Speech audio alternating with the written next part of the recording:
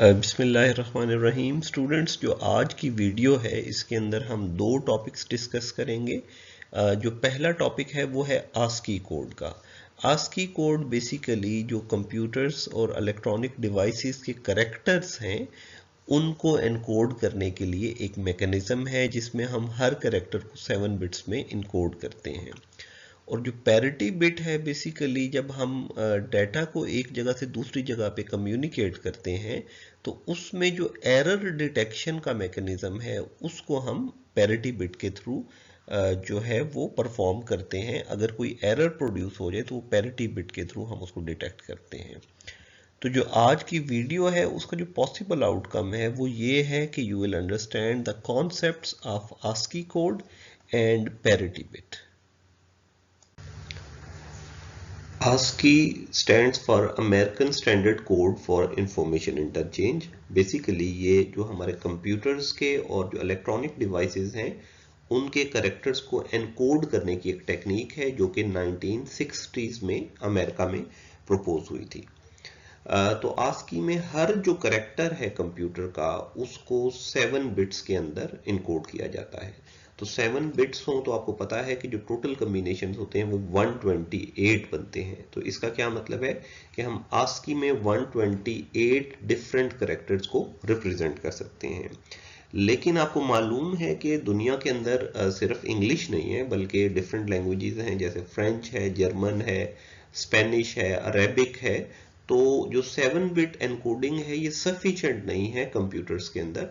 तो इसके लिए इनिशियली जो वर्जन प्रपोज हुआ था वो एक्सटेंडेड ASCII था जिसमें हम हर जो करेक्टर है उसको 8 बिट में एनकोड करते थे, लेकिन बाद में मालूम हुआ कि वो भी काफ़ी नहीं है। तो अब जो हमारे कंप्यूटर्स हैं उनके अंदर यूनिकोड जो है इस्तेमाल हो रहे हैं। यूनिकोड के डिफरेंट वर्जन हैं और इसके अंदर ये कैपेबिलिटी है कि ये तमाम जो लैंग्वेजेस हैं उनके करेक्टर को रिप्रेजेंट कर सकता है। लेकिन एक बात जो इम्पोर्टेंट है कि जो पहले 128 करेक्टर्स हैं यूनिकोड में वो वही हैं जो कि ASCII कोड के अंदर रिप्रेजेंट किए जाते हैं। यानी जो आपका यूनिकोड है वो बैकवर्ड्स कंपैटिबल कोड है। तो अब हम देखते हैं कि ASCII करेक्टर्स कौन कौन से हैं, यानी ASCII के अंदर हम कौन कौन से करेक्टर्स को रिप्रेजेंट कर सकते हैं। तो यहाँ पे 4 कैटेगरीज नजर आ रही हैं, लेकिन ये 4 कैटेगरीज जो है हम इनको फर्दर भी 2 कैटेगरीज में डिवाइड कर सकते हैं। कंट्रोल कैरेक्टर्स हमारे वो कैरेक्टर्स होते हैं जैसा कि हमारे कीबोर्ड के अंदर एंटर है, जैसे शिफ्ट है, डिलीट है, बैकवर्ड है, स्पेस है, ये सारे कंट्रोल कैरेक्टर्स हैं। और जो कंट्रोल कैरेक्टर्स होते हैं बेसिकली हम इनको प्रिंट नहीं करवा सकते, ये नॉन प्रिंटेबल कैरेक्टर्स हैं। उसके बाद जो दूसरे करेक्टर्स हैं वो हमारे प्रिंटेबल करेक्टर्स हैं और उनको हमने फर्दर 3 कैटेगरीज में डिवाइड किया हुआ है। जो स्पेशल करेक्टर्स हैं, स्पेशल करेक्टर्स में आपको मालूम है कि जैसे हमारा डॉलर साइन है, जैसे हमारा कॉमा है, जैसे हमारा क्वेश्चन मार्क है, ये हमारे सारे स्पेशल करेक्टर्स हैं। उसके बाद नंबर्स, आपको पता है कि 0 से लेकर 9 तक हमारे जो नंबर्स हैं वो भी जो है वो प्रिंट हम करवा सकते हैं और वो भी ASCII कोड्स के अंदर हम इनको एनकोड करवाते हैं। और फिर जो लेटर्स हैं, जो अल्फ़ाबेट्स हैं, हाँ अल्फ़ाबेट्स में स्मॉल लेटर्स और कैपिटल लेटर्स दोनों हैं और ये भी प्रिंटेबल कैरेक्टर्स के अंदर हैं। तो ये जो चारों कैटेगरीज हैं इनको हम ASCII के अंदर रिप्रेजेंट करवा सकते हैं। स्टूडेंट, यहाँ पे एक ASCII टेबल गिवन है और इस ASCII टेबल के अंदर हमने जो तमाम करेक्टर्स हैं जो कि ASCII कोड के थ्रू रिप्रेजेंट होते हैं हमने उनको डिफरेंट रोज और कॉलम्स के अंदर रिप्रेजेंट किया हुआ है।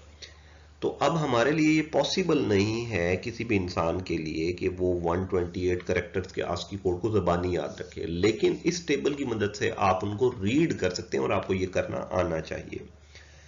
तो अब मैं आपको बताता हूं कि सबसे पहले आपने किसी भी करेक्टर का ASCII कोड किस तरह से फाइंड आउट करना है। फॉर एग्जांपल हमारे सामने एक नंबर है कैपिटल A। तो जो कैपिटल A है सबसे पहले आप इसकी जो रो की वैल्यू है वो देखेंगे, वो क्या है 0001। और ये जो 0001 है ये उस करेक्टर की लीस्ट सिग्निफिकेंट 4 बिट है। यहाँ जैसे मैंने बताया ये B4, B3, B2 और B1 है। और उसके बाद आप जो है वो उसके कॉलम के ऊपर जाएं, कॉलम की वैल्यू क्या है 100। तो ये जो 100 है ये उस करेक्टर की जो आस्की है उसकी मोस्ट सिग्निफिकेंट 3 बिट्स हैं। हम इन दोनों वैल्यूज को ज्वाइन करेंगे तो हमारे पास 7 करेक्टर इक्विवेलेंट आस्की कोड आ जाएगा। इसी तरह से हम फॉर एग्जांपल एक और करेक्टर ले लेते हैं प्लस। हम सबसे पहले क्या करेंगे कि इसका जो रो है उसकी वैल्यूज देख लेंगे, वो 1011 है, और फिर उसके बाद हम क्या करेंगे, जाके उसके कॉलम की वैल्यू 010 को देखेंगे और फिर इनको हम ज्वाइन इस तरह से करेंगे कि जो उसके कॉलम की वैल्यू है वो आपकी मोस्ट सिग्निफिकेंट 3 बिट वैल्यू है, और जो आपके पास रो की वैल्यू है वो लीस्ट सिग्निफिकेंट 4 वैल्यूज हैं। इनको आपस में हम ज्वाइन करेंगे तो आपके पास जो रिक्वायर्ड आस्की कोड है प्लस का वो आ जाएगा। तो इस तरह आप किसी भी नंबर का आस्की कोड इस टेबल की मदद से फाइंड आउट कर सकते हैं। तो जो आस्की का इस्तेमाल है वो मैं आपको ऑलरेडी एक्सप्लेन कर चुका हूं कि हम जो भी करेक्टर्स लिखते हैं कंप्यूटर्स के अंदर वो हम ASCII कोड के जरिए एनकोड करते हैं। फॉर एग्जांपल हमने एक ईमेल लिखी और ईमेल में फॉर एग्जांपल 500 करेक्टर्स से हर एक करेक्टर को मैंने 7 बिट आस्की के जरिए एनकोड किया, और उसके बाद फिर हमें जो ईमेल है वो कहीं पे सेंड करनी है। तो इस जब भी हमने कोई चीज़ कम्युनिकेट करनी है तो उसमें 2-3 कंपोनेंट्स हैं। एक हमारा ट्रांसमीटर है, यानी वो कंप्यूटर जहाँ से हमने डाटा सेंड करना है। एक हमारा रिसीवर है जहाँ पे हम डाटा सेंड कर रहे हैं, और दरमियान में हमारे डिफरेंट मीडियम्स इन्वॉल्व हैं। तो हम चाहते हैं कि हमने जिस तरह से जो आस्की कोड के जरिए करेक्टर्स को इनकोड किया है एग्जैक्टली उसी फॉर्म में डाटा रिसीवर के पास पहुंचे, क्योंकि कोई भी जो मीडियम होता है उसके अंदर नॉइज का फैक्टर हमेशा इन्वॉल्व होता है। तो अब हमारे लिए ये बड़ा ज़रूरी है कि हम जो डाटा है वो बिल्कुल एक्यूरेट फॉर्म में भेजें।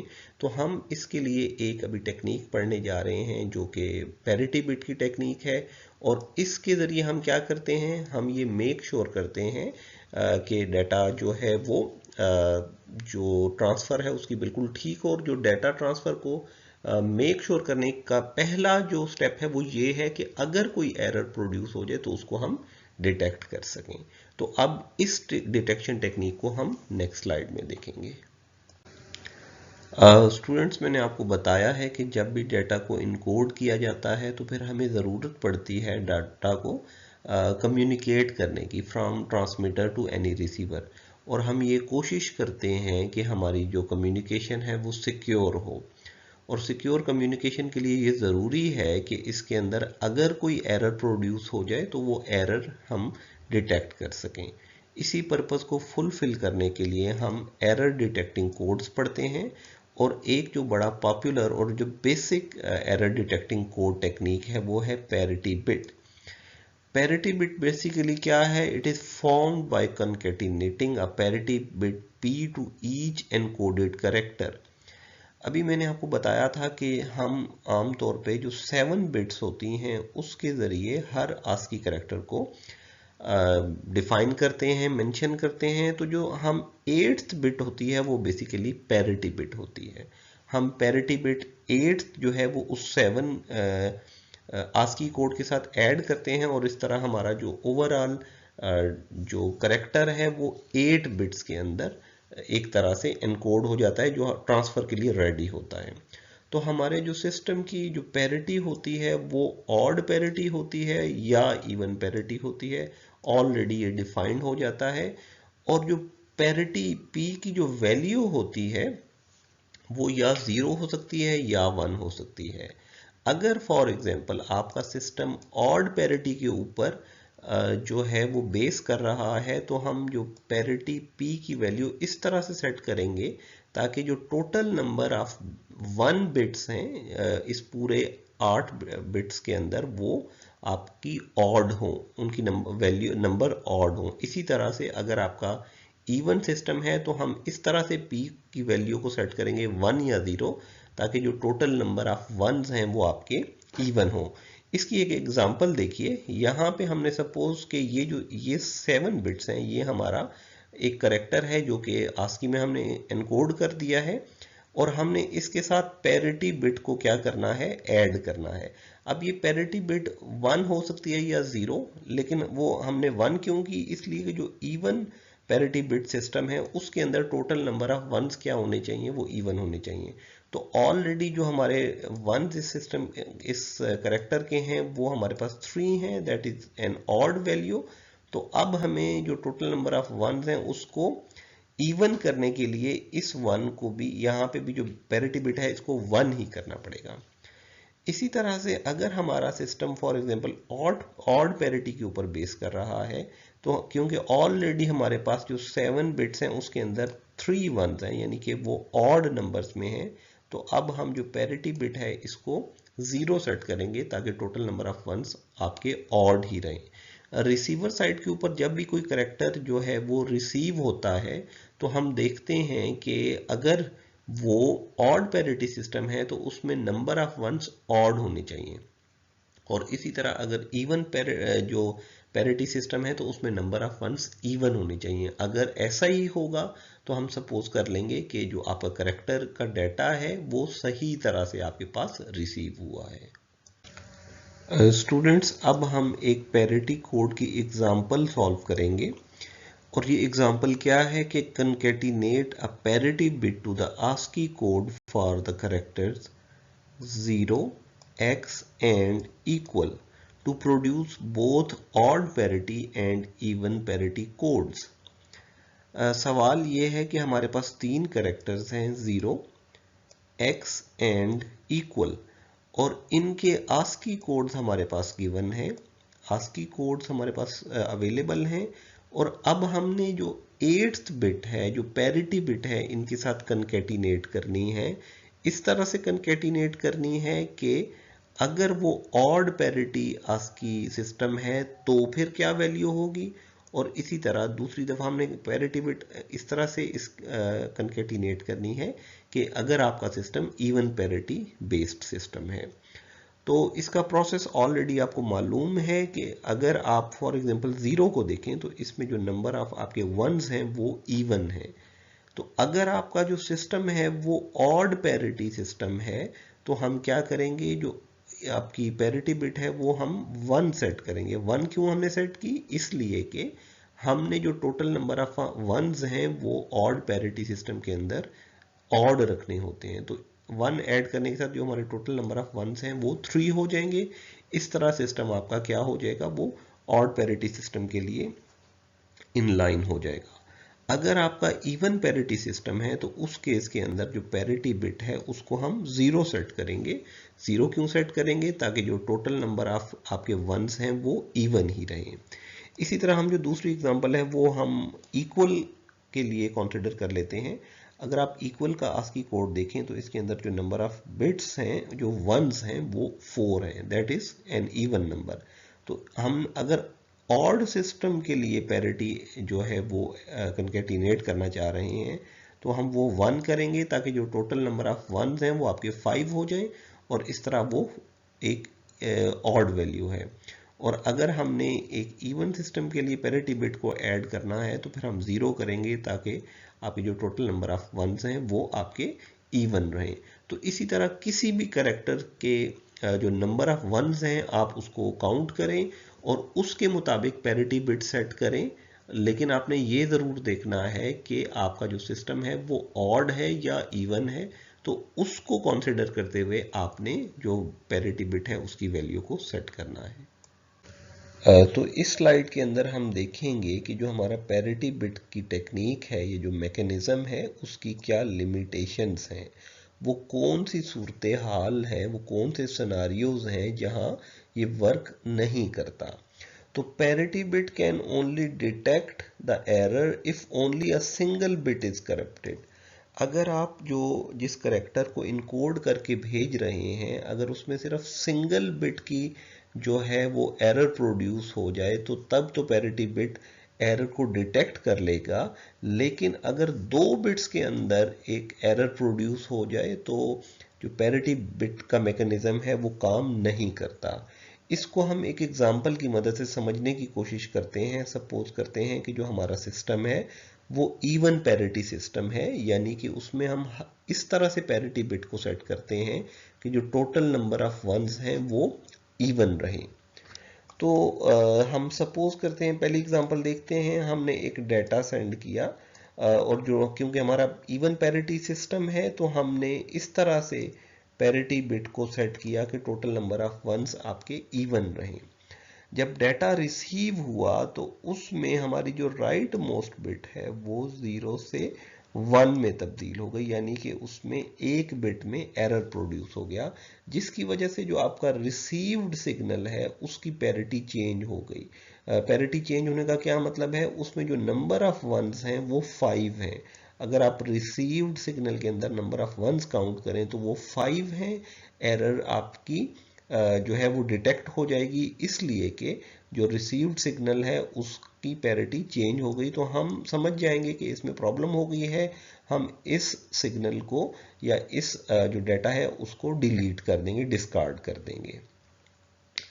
अब हम दूसरी एग्जांपल में उसी डाटा को दोबारा कंसिडर करते हैं। सेंडर ने वही डाटा दोबारा भेजा।